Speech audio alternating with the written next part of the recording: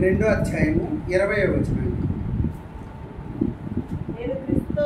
నేను క్రీస్తుతో కూడా సిలువ వేయబడి ఉన్నాను, జీవించేవాడును నేను కాను, క్రీస్తే నా యందు జీవించుచున్నాడు. నేను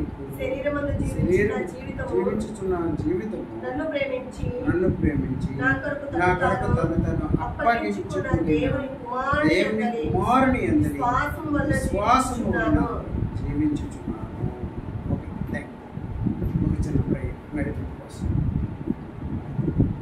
దేవా యేసయ్య పరిశుద్ధుడా చేయబడుతున్న మాటల ద్వారా పొందారు. రక్షక సృష్టికర్త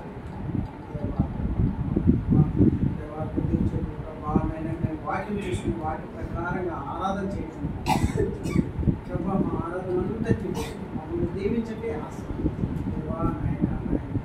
స్థుతించేలాగా కనపరిచేలాగా ఆరాధన చేసేలా సాయం చేయండి దేవా. మా మధ్యలో మీ స్వభావం నడిపించమని యేసుక్రీస్తు శ్రేష్టమైన స్థుతించి ప్రార్థించి వేడుకొంచున్నాం. అయితే మనం చదువుకున్నటువంటి లేఖనం ఏది అంటే గలతీయులకు రాసిన పత్రిక 2వ అధ్యాయము 20వ వచనాన్ని చదువుకున్నాము. నేను క్రీస్తుతో కూడా సిలువ వేయబడి ఉన్నాను కనుక జీవించేవాడును నేను కాను, క్రీస్తు నామముందు నా యందు జీవించుచున్నాను. నేనిప్పుడు శరీరమందు జీవించుచున్న జీవితము నన్ను ప్రేమించి నా కొరకు తను తాను అప్పగించుకుని దేవుని కుమారుని యందు విశ్వాసం వలన జీవించుకున్నాను. కొరకై ఇటు నా కొరకు తాను తాను అప్పగించుకున్న దేవుని కుమారుని, నా కొరకు తాను తాను అప్పగించుకున్న దేవుని కుమారుని, సిలువ వేయబడినటువంటి దేవుని కుమారుని నేను దేవుని నందు విశ్వాసం వల్ల జీవిస్తున్నాను. ఇక్కడ అపోస్తులుడైనటువంటి పౌలు చెప్తున్నటువంటి మాటలు ఏమిటి అంటే, ఆయన దేవుని బిడ్డ కోసం ఆయన మాట్లాడుతూ ఉన్నాడు. నేను క్రీస్తుతో కూడా సిలువ వేయబడి ఉన్నాను అంటే నేను కూడా ఆ సిలువ వేయబడి ఉన్నాను. పౌలు చెప్తున్నాడు అనమాట. ఇక్కడ జీవించేవాడును నేను అంటే తాను దేవునికి అర్పిస్తూ వచ్చాడు. తాను ఆయన దృష్టిలో, అపోస్తుడైనటువంటి పౌలు దృష్టిలో దేవుడు నా కొరకు ఎంత శ్రమపడ్డాడు, నేను ఆయన కొరకు నేను ఏమైనా చేస్తాను, ఎంత శ్రమైనా పడతాను, ఎంత కష్టాలను అనిపిస్తాను, దేవుడు నాకు అప్పగించిన పని నేను చేస్తాను అని విశ్వాసంతో ఉన్నాడు అనమాట. చాలా విశ్వాసంతో ఉన్నాడు. అందుకే అంటాడు ఏమిటి అంటే, ఏంటి క్రీస్తు నా యందు జీవించుచున్నాడు, క్రీస్తే నా యందు జీవిస్తున్నాడు కాబట్టి నేనప్పుడు శరీరమందు జీవించుచున్న జీవితము నన్ను ప్రేమించి, ఈ జీవితం ఎవరి కొరకంటే నన్ను ప్రేమించి నా కొరకు తను తాను అప్పగించుకున్నాడే యేసుక్రీస్తు, ఆయన కొరకు దేవుని కుమారుడైనటువంటి ఆయన మీద నేను విశ్వాసం ఉంచి ఉన్నాను అని చెప్తున్నాడు. అంటే ఈ జీవితం ఎవరి కొరకట? ఆయన కొరకు, దేవుని కొరకే. ఇంకా ఎవరి కోసమో అనట్లేదు, తన దేవుని కొరకే అని చెప్తా ఉన్నాడు.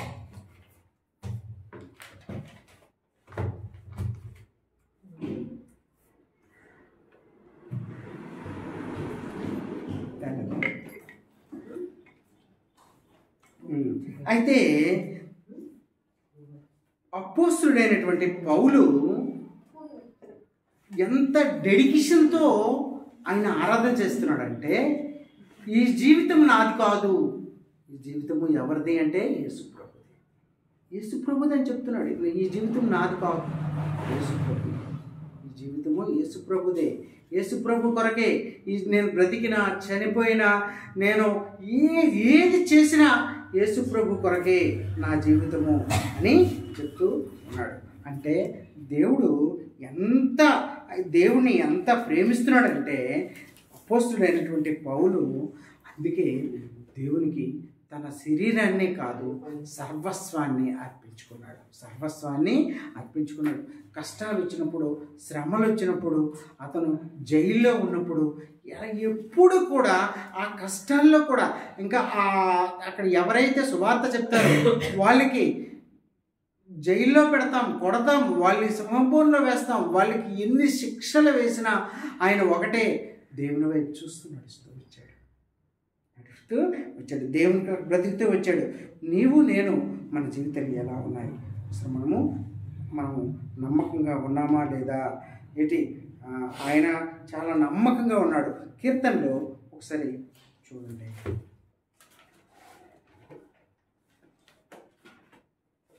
కీర్తనలో 62వ కీర్తన 8వ వచనం.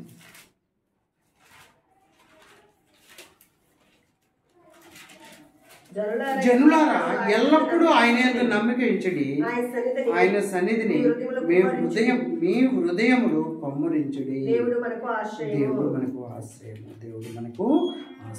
ఆ దేవుడే మనకి ఆశ్రయం. జనులారా ఎల్లప్పుడూ ఆయన విశ్వాసం ఉంచండి. ఏంటి? పౌలు విశ్వాసం ఉంచాడు. ఆయన ఏంటి? పౌలు తన జీవితంలో విశ్వాసం ఉంచాడు అనమాట. అందుకే అంటున్నాడు పౌలు తన జీవితంలో ఏ కష్టం వచ్చినా ఇక నేను ఈ జీవితము ఆయన కొరకే, నేను బ్రతుకుతుంది ఆయనకే అని అర్పించుకుంటూ ఉన్నాడు. అందుకే ఎప్పుడు కూడా పౌలు తన జీవితంలో ఒకప్పుడు జీవితం వేరే, పౌలు దేవుడిని తెలుసుకున్న తర్వాత తన జీవితం వేరే. దేవుని హృదయపూర్వకంగా తెలుసుకొని అంగీకరించి దేవుని వైపు తిరిగి దేవుని కొరకు ప్రయాసపడి, అసలు దేవుడు సృష్టికర్త అయినటువంటి దేవుడు, ఎంత గొప్ప దేవుడైనటువంటి దేవుడు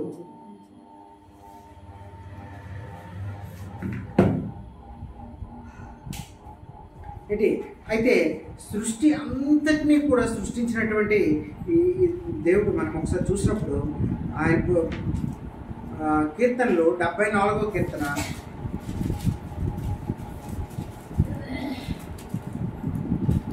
16-17 వచ్చినాడు. పగలు నీదే, రాత్రి నీదే, సూర్యచంద్రులను నీవే నిర్మించదేవి, భూమిని సరిహద్దులను నియమించేవాడు నీవే, వేసవి కాలము చలికాలము నీవే కలుగు చేసేదివి. యెహోవా సరిపోతుంది. 16-17 దేవుడు పగలు రాత్రిని ఏర్పాటు చేశాడు. సర్వ సృష్టిని ఏర్పాటు చేసినటువంటి ఆ గొప్ప దేవుడు, సూర్య చంద్రుల్ని ఏర్పాటు చేసినటువంటి దేవుడు, భూమి సరిహద్దులు నియమించినటువంటి దేవుడు, వేసవ కాలము చలికాలము వర్షాకాలము ఏర్పాటు చేసినటువంటి ఆ గొప్ప దేవుడిని మనం ఆరాధిస్తాం. అంత గొప్ప దేవుడిని తెలుసుకుని దేవుని వెంబడిస్తూ వచ్చాడు.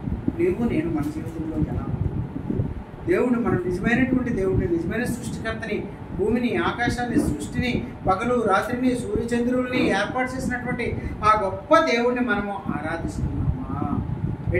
అయితే ఒకప్పుడు మన మనుషుల జీవితం వేరే ఉండొచ్చు.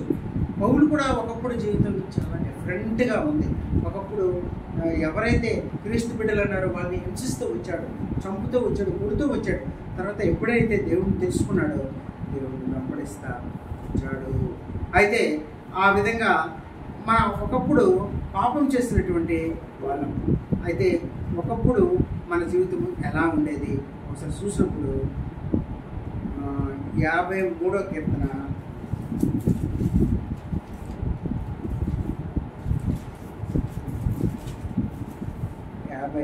53వ కీర్తన 1-3 వచనాలు. దేవుడు లేడని బుద్ధిహీనులు తమ హృదయములు అనుకుంటూ వారు చెడిపోయిన వారు అసహ్య కార్యములు చేయదు. మేలు చేయవాడు ఒకడనో లేడు, వివేకం కలిగి దేవుని వెతుకువారు గలరేమో అని దేవుడు ఆకాశం నుండి చూసి నరులను పరిశీలించిన వారందరూ దారి తప్పుగా చెడి ఒకడను తప్పకుండా అందరూ చెడి ఉన్నారు, మేలు చేయవాడు అందరూ కూడా. అంటే వాళ్ళు హృదయంలో ఎంత పాపం అంటే దేవుడు పూర్తి లేడు అని అనుకుంటా ఉన్నారు. దేవుడు లేడు. దేవుడు ఉంటే మనం ఏం చేస్తాం? భయంతో జీవిస్తాం, భయభక్తులతో జీవిస్తాం. కానీ వాళ్ళు అనుకున్న అన్యులుగా ఉన్నప్పుడు మన జీవితాలు ఒకప్పుడు అసలు దేవుడు లేడు. ఇప్పుడు ఒక డిజైన్ ఉంది, ఆ డిజైన్ ఎలా ఉంటుంది అంటే ఒక డిజైన్ ఉంటాడు, దాన్ని డిజైన్ చేసినటువంటి డిజైన్ ఉంటాడు. ఈ సృష్టి ఉంది, ఈ సృష్టికర్త అనేవాడు ఉంటాడు, లేడు.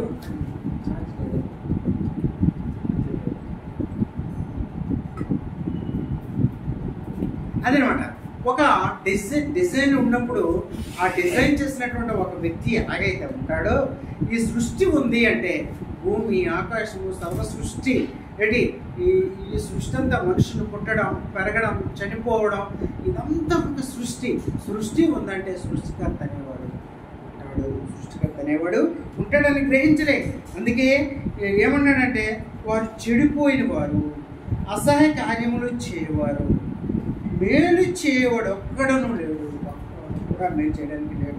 వివేకము కలిగి దేవుని వెతికివారు కలరేమని దేవుడు ఆకాశం నుండి చూసి నరుని దేవుడు ఆకాశం నుండి పరిశీలిస్తున్నాడట. ఏమో దేవుని వైపు ఒకరైనా ఉంటారేమో, దేవుడు అంటే భయం కలిగి ఒకరైనా ఉంటారేమో, లేకపోతే దేవుడు అంటే ఇప్పుడు కనీసం భక్తి భావాలు కలిగేవారు ఉంటారేమోనని పరిశీలిస్తూ వచ్చారు. వారందరూ దారిద్రులు గుర్తుగా చెప్తున్నారు. ఎవ్వరు కూడా దేవుని వైపు, దేవుడు అంటే భయము కలిగి భక్తి కలిగి ఎవ్వరూ లేరు. మానవ జీవితం అలాంటి జీవితం. ఒకప్పుడు ఆ దేవుడు క్రియలు చూసినటువంటి వాళ్ళే, దేవుడిని వెంబడించినటువంటి వాళ్ళే తప్పు చేస్తూ వచ్చారు. ఎందుకంటే వాళ్ళు ఎన్నో దేవుడు చేసినటువంటి అద్భుత కార్యాలు చేశారు. ఐగుప్తు నుండి వచ్చినటువంటి ఇశ్రాయేలు ప్రజలు ఎన్ని గొప్ప కార్యాలు చూసారే. అలాంటి వాళ్ళే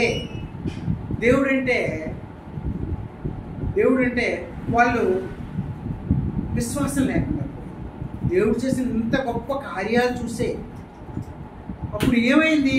దేవుడు చేసినటువంటి ఆ గొప్ప కార్యములు చూసిన వాళ్ళు ఎప్పుడైతే పాపం చేస్తూ వచ్చారో, వాళ్ళు ఒక అపవాది విగ్రహాలు పెట్టుకొని ఒక దూడ విగ్రహం దాన్ని పూజిస్తూ వచ్చారు, ఎన్నో పాపాలు చేస్తూ వచ్చారు.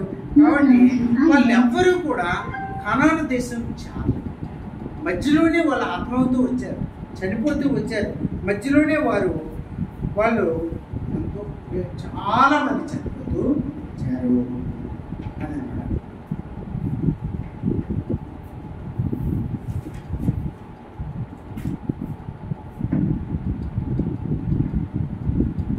అదనమాట. అయితే వాళ్ళు చేసినటువంటి ప్రతి పని కూడా, ఇశ్రాయేలు ప్రజలు చేసినటువంటి పని చూసినప్పుడు వాళ్ళు పాపంలో మునిగిపోతూ పాపం చేస్తూ వచ్చారు. వాళ్ళు అన్నీ చూస్తూ ఉన్నారు. దేవుడు చేసినటువంటి గొప్ప గొప్ప కార్యాలు. దేవుడు ఐగుప్తు నుండి ఇశ్రాయేలు ప్రజలకి ఐగుప్తీయులు వాళ్ళు వెంటాడుతూ ఉన్నప్పుడు ఇశ్రాయేలు ప్రజలను మోషే నడిపిస్తూ వచ్చినప్పుడు ఆయన చేసినటువంటి దేవుడు చేసినటువంటి అద్భుత కార్యం, మొట్టమొదటి కార్యము ఏమిటి అంటే, ఆ ఎర్ర సముద్రాన్ని 2 పాయలుగా చీల్చి ఆ ఎండిన నేలలో నడిపించినటువంటి అది సామాన్యమైనటువంటి విషయం కాదు, అద్భుతకరమైనటువంటి విషయం. ఒక సముద్రాన్ని 2 పాయలుగా చీల్చి ఆ గోడలు కనిపిస్తూ ఉన్నాయి, ఆ నీరు కనిపిస్తూ ఉంది, అక్కడతో నీరు ఆగిపోయి ఉంది, ఆ మధ్యలో ఎండిపోయినటువంటి ఆ నేలలో ఆ ఇశ్రాయేలు ప్రజలు నడుస్తూ ఉన్నారు. అది ఎంత అద్భుతం! అలాంటి క్రియలు చూసినటువంటి అలాంటి ఇశ్రాయేలు ప్రజలే పాపం చేస్తూ వచ్చారు. అంటే మానవ జీవితం అంతా పాపంలో మునిగిపోయినటువంటి జీవితం. మన మానవులమే ఎక్కడ చూసినా తప్పు చేసినటువంటి వాళ్ళు, పాపం చేసినటువంటి వాళ్ళు, ఈ లోకం వైపు తిరిగిన వాళ్ళని మనం ఆది నుండి చూసుకున్నప్పుడు, ఆదాము నుండి చూసుకున్నప్పుడు, ఆదాము కుమారుని చూసుకున్నప్పుడు, ఇంకా అలాగా చూస్తూ వచ్చినప్పుడు దేవుళ్ళలో నడిచినటువంటి వారు కూడా తప్పు చేస్తూ పాపం చేస్తూ వచ్చారు. మోషే చేస్తూ వచ్చాడు, దావీదు చేస్తూ వచ్చాడు, దేవుడు ఏర్పాటు చేసుకున్నటువంటి సౌలు ఏర్పాటు చేసి పాపం చేస్తూ వచ్చాడు, ఇంకా ఆ సంసోను పాపం చేస్తూ వచ్చాడు. అందరూ పాపం చేస్తూ వచ్చాడు. అంటే దేవుణ్ణి క్రియలు తెలుసుకుంటూ దేవుడు ఎంత గొప్ప దేవుడో తెలుసుకుని, ఆయన చేసినటువంటి గొప్ప గొప్ప కార్యములు తెలుసుకుని పాపపు జీవితంలో నడిచినటువంటి జీవితం. దేవుడు ఎంత గొప్ప దేవుడు అంటే, ఆయన అద్భుతకరుడు, ఆశ్చర్యకరుడు, నీ కొరకు నా కొరకు ప్రాణం పెట్టినటువంటి దేవుడు. అయితే అలాంటి గొప్ప దేవుడు ఆయన మీద మనము నమ్మిక ఇస్తే చాలు. ఆయన ఎలాంటి వాడు ఒకసారి చూద్దాం. కీర్తనలు 47వ కీర్తన 1-2 వచనాలు. సర్వజనులారా చప్పట్లు కొట్టిడి, జయధ్వనులతో దేవుని గురించి ఆర్భాటము చేయడి. యెహోవా మహోన్నతుడు, భయంకరుడు, ఆయన సర్వభూమికి రాజై ఉన్నాడు. ఆయన జనులను మనకు లోపరుచును, మన పాదముల కింద ప్రజలను అడగదు. ఆయన ఎలాంటి మహా ఉన్నతుడు, భయంకరుడు, ఆయన సర్వభూమికి రాజై ఉన్నాడు. రాజులకు రాజై ఉన్నాడు. ఆయన సర్వభూమికి రాజై ఉన్నాడు. భూమికి రాజైనటువంటి రాజులు వేరే, ఆ సర్వభూమికి సర్వ సృష్టికి ఈ భూమి అంతటికి రాజులకు రాజై ఉన్నటువంటి ఆ గొప్ప దేవుడిని ఏంటి ఆ మహోన్నతిని మనము ఈ దినము ఆరాధిస్తా ఉన్నాము. అలాంటి గొప్ప దేవుడు. అలాగే కీర్తనలు 20వ కీర్తన ఒకసారి చూసుకున్నప్పుడు, కీర్తనలు 20వ కీర్తన 6. వారు ఘనత ఆకాశమంతా ఎత్తుగా పెరిగను. కీర్తనలు 20. యెహోవా తన అభిషిక్తుని రక్షించుటకు నాకు తెలియను. రక్షణార్థమైన తన దక్షిణ హస్తబలము తన పరిశుద్ధ ఆలయం నుండి రక్షణ ఇచ్చినటువంటి రక్షణకర్త, ఆయన రక్షించినటువంటి ఆ గొప్ప దేవుడు, గొప్ప సృష్టికర్త, రక్షణకర్త అయినటువంటి ఆ గొప్ప దేవుడిని మనం ఆరాధిస్తూ ఉన్నాం. ఇంకా మనం ఎంత పాపాలు చేసినా, ఎలాంటి పాపాలు చేసినా ఆయన నిన్ను నన్ను విడిచిపెట్టలే, నిన్ను నన్ను వదిలేయలే. మనము మన దేవుడైనటువంటి దేవుడిని రక్షించాలనే ఉద్దేశంతో ఆయన నీ కొరకు నా కొరకు ఎలాంటి పాపం చేసినా.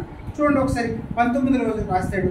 19వ అధ్యాయంలో 12వ వచనంలో ఏం రాశాడంటే, తన పొరపాటులు కనుగొనగలవాడెవడు, నేను రహస్యంగా చేసిన తప్పులు క్షమించి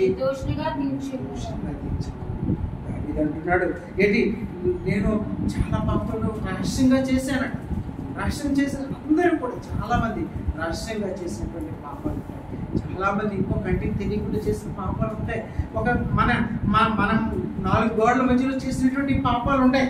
అలాంటి పాపాలు ఆయన ఏమంటున్నాడంటే దావీదు, నేను రహస్యంగా చేసినటువంటి తప్పులు క్షమించి నన్ను నిర్దోషంగా చేసినటువంటి ఆ గొప్ప దేవుడిని నేను ఆరాధిస్తాను. ఆయన ఆరాధనగా అడుగుండి. ఇది మనం ఆయన పాపాలని క్షమించడు అంటే, పాపం అంటే అతనికి అసహ్యం, కానీ పాపుల్ని క్షమిస్తాడు. పాపుల్ని క్షమించాడు కదా అని మరీ మనం మళ్ళీ పాపం చేస్తున్నాం. పాపాన్ని ఒకసారి అసహించుకున్న తర్వాత, ఆయన దగ్గర పాపాలు ఒప్పుకున్న తర్వాత, మన ప్రతి పాపాన్ని కడిగి ఆయన పవిత్రుడిగా చేసిన తర్వాత మనం పరిశుద్ధులుగా జీవించాలి. భయభక్తులతో జీవించాలి. భయభక్తి కలిగిట జ్ఞానమునకు మనం యెహోవా భయభక్తి కలిగిట అన్నీ సమకూర్చు. యెహోవా భయభక్తి కలిగిట మనకి జీవాన్ని అన్నీ కూడా ఆ దేవుని అంటే భయభక్తి కలిగి ఉండడమే. ఇక్కడ అదే అంటాడు దావీదు, తన పొరపాటులు కనుగొనవాడు ఎవరు లేదు, ఆ దేవుడు తప్ప.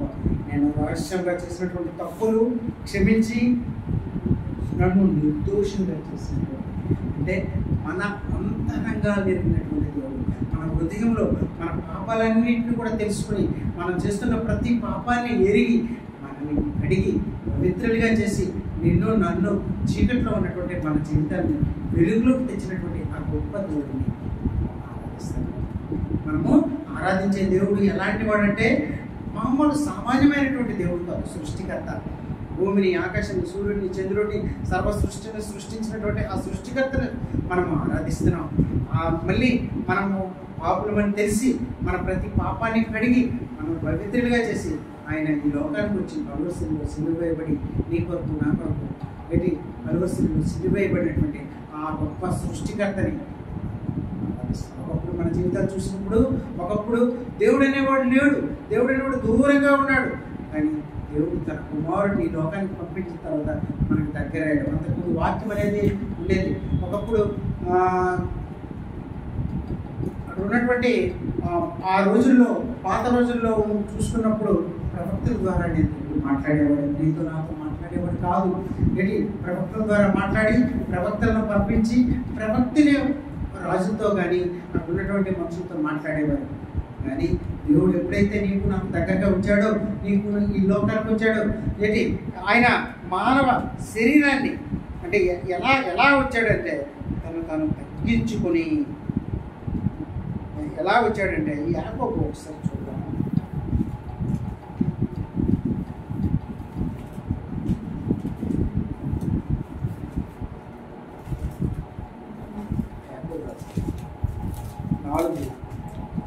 నాలుగో అధ్యాయం 10వ వచనం.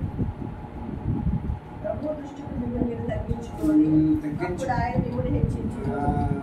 ఆయన ఎంత తగ్గించుకున్నాడంటే ఆయన ఈ లోకానికి వచ్చినప్పుడు మానవ శరీరములో అంటే ఒక మనిషి ఆకారంలో ఈ లోకానికి వచ్చి ఆయన పూర్తిగా తగ్గించు. ఆయన తలుసుకుంటే ఎన్నో అద్భుతాలు చేయగలడు. ఏంటి అంటే ఎంతో మందిని సంహరించగలడు, ఎంతో మందిని చంపేయగలడు, వాటిని మాత్రం పట్టలేదు. కానీ అంత గొప్ప దేవుడు తగ్గించుకున్నాడు. ఈ మానవుల కోసం, నీ కొరకు నా కొరకు మన కొరకు తగ్గించుకొని పలువరుసలో సిలువైబడి నీ కొరకు నా కొరకు ప్రాణం పెట్టడానికి ఆయన తగ్గించుకున్నాడు. కాబట్టి ఎవరైతే ప్రభు దృష్టికి మిమ్మల్ని మీరు తగ్గించుకోనుకుంటారో అప్పుడు మీరు హెచ్చింపబడతారు. మనం హెచ్చింపబడాలంటే మనం కూడా తగ్గింపబడాలి. అదనమాట మనం తగ్గించబడినప్పుడు ఇక్కడ మనం కూడా హెచ్చింపబడతాం. కాబట్టి ఒకసారి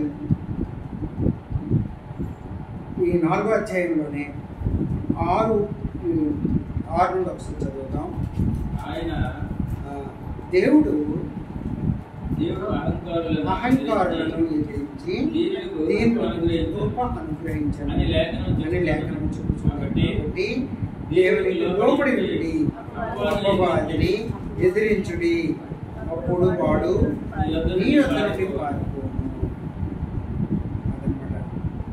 అందుకే అపవాదిని ఎదిరించి మనము ఎలాగంటే దేవుడు అహంకారులను ఎదిరించి దీనులను కృప అనుగ్రహించును ఈ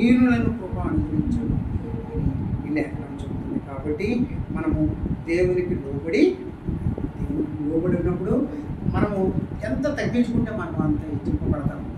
హెచ్చింపబడి దేవుని ఎట్లా నేను భయభక్తులు కలిగి ఉంటే ఆయన మనల్ని హెచ్చించి ఆయన కుమారుడుగా మన ప్రతి పాపాన్ని కడిగి నన్ను ఆశీర్వదించినటువంటి ఆ గొప్ప దేవుడిని మనం ఆరాధన. ఎందుకంటే మనము ఆరాధన చేయబద్దులై ఉన్నాం. ఎందుకంటే మనము ఆరాధన చేయడానికి కారణం ఏంటంటే ఆయన సృష్టికర్త. ఆయన భూమి ఆకాశాలను సృష్టించాడు, సూర్యచంద్రులను సృష్టించాడు, ఈ సర్వ సృష్టిని సృష్టించి నీ కొరకు నా కొరకు ఈ లోకానికి వచ్చాడు. పలువరుసలో సిలువబడ్డాడు, నీ కొరకు నా కొరకు ప్రాణం పెట్టాడు, ఎంతో తగ్గించుకున్నాడు. కాబట్టి నన్ను కూడా తగ్గించుకొని ఆయన సన్నిధిలో దీన మనసుతో ఆయన దగ్గరకు వచ్చినప్పుడు ఆయన మన ప్రతి పాపాన్ని కడిగి పవిత్రగా చేసినటువంటి ఆ గొప్ప దేవుడిని హృదయపూర్వకంగా ఆరాధిద్దాం. ఎందుకంటే ఆయన రక్షణకర్త, ఆయన రక్షించినటువంటి దేవుడు, ఆయనే మన రహస్య పాపాలని తీసివేసినటువంటి దేవుడు అదనమాట. కాబట్టి మన ప్రతి పాపం నుండి కలిగినటువంటి ఆ గొప్ప దేవుణ్ణి మనము ఆరాధిద్దాం. అదనమాట. అయితే ఇంత తగ్గించుకుని దేవుడు నీ కొరకు నా కొరకు రావడానికి అసలు మనం ఏ పాటి వాళ్ళం? ఎబ్రిల్కి రాసినటువంటి పత్రిక ఒకసారి చూడండి. ఎబ్రిల్ 2వ అధ్యాయము 6వ వచనం. అయితే ఒకడు ఒక చోట ఇలా నీవు మనిషిని జ్ఞాపకం చేసుకున్నట్టు వాడు ఏ పాటి వాడు? నువ్వు నరపుత్రుని మనం ఏ పాటి వాళ్ళం? అసలు నువ్వు దేవదూతల కంటే వారిని కొంచెం దేవుడు చేసేది. నన్ను జ్ఞాపకం చేసుకుని ఎంత తగ్గించుకున్నాడంటే దేవదూతల కంటే కొంచెం తక్కువగా ఉండి, అయితే నా పోలికి చెప్పున ఆయన ఈ లోకానికి వచ్చి వేసి నీ కొరకు నా కొరకు రక్తం కాచి శివరక్తపుడి వరకు కాచినటువంటి ఆ గొప్ప దేవుడిని మనం ఆరాధిస్తాం. అసలు మనల్ని గుర్తుపెట్టుకుని ఈ లోకానికి రావడానికి మనం ఏ పాటి వాళ్ళం? అసలు ఇక్కడ అదే రాస్తున్నాడు, నువ్వు మనుషుని జ్ఞాపకం చేసుకున్నట్టు వాడు ఏ పాటి వాడు? నరపుత్రుని దర్శించుటకు వాడు ఏ పాటి మనం ఏ పాటి వాళ్ళం అసలు? అది నీ కొరకు నా కొరకు ఆయన జ్ఞాపకం చేసుకున్నాడే. ఇది ఆయన ఈ ఏప్రిల్ రాసినటువంటి 16వ అధ్యాయం 16వ వచనంలో రాస్తాడు. ఇది 16వ వచనంలో ఆయన ఎలా అనగా ఆయన ఎంత మాత్రము దేవదూతల స్వభావమున ఆయన ఎంత మాత్రము దేవదూతల స్వభావమున ధరించుకొనక అబ్రహాము సంతాన స్వభావమును ధరించుకున్నాడు. ఆ స్వభావం దేవదూతలు ఉన్నారు కానీ ఆ స్వభావంలో ఆయన ఈ లోకానికి వచ్చేటట్టు రాలేదండి.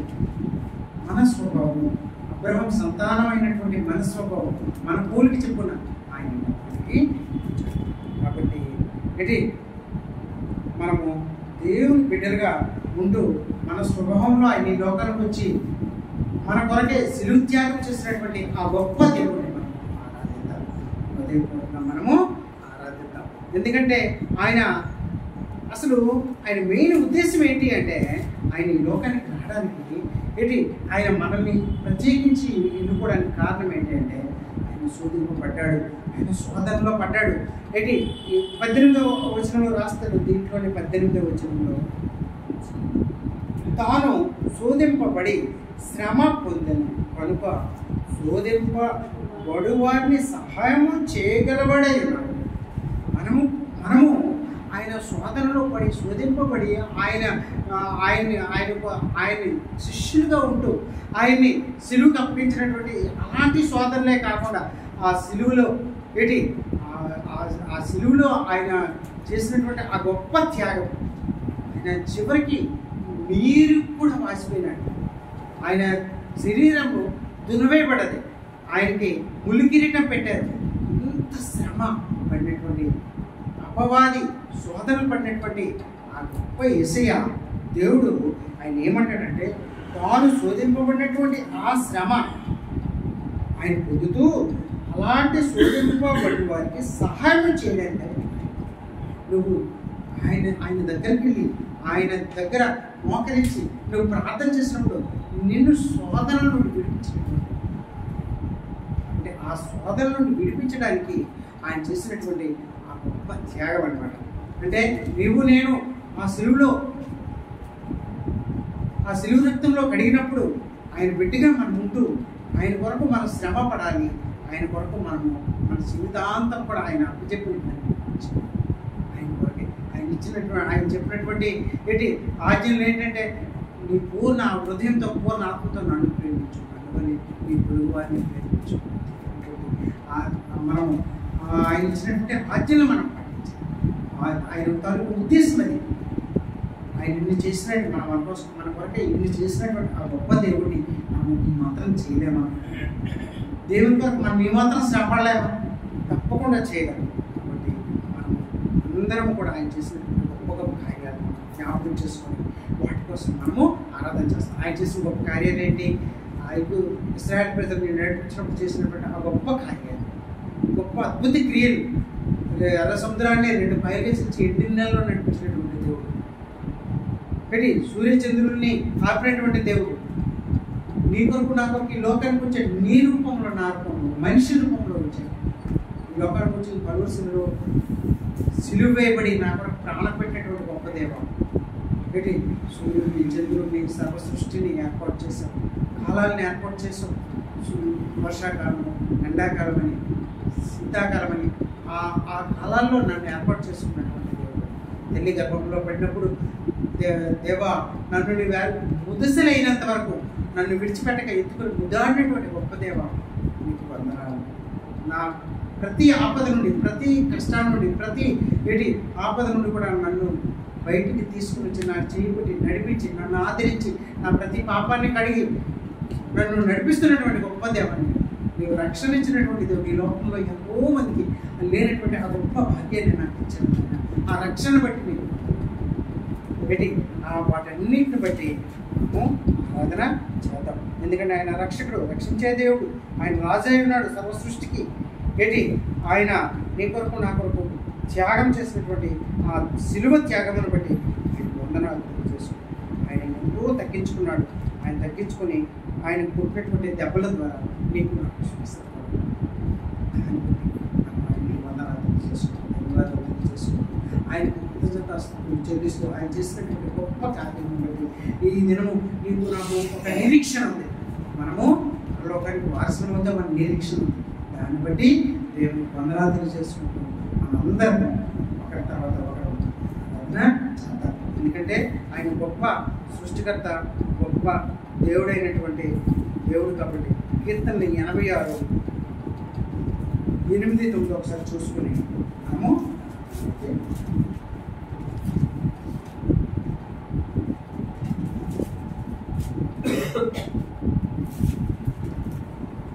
కీర్తన 80. ప్రభువా నువ్వు మహాత్మ్యము గలవాడువు, ప్రభువా ఆశ్చర్యకార్యములు చేయువాడువు, నీవే అద్వితీయ దేవుడవు.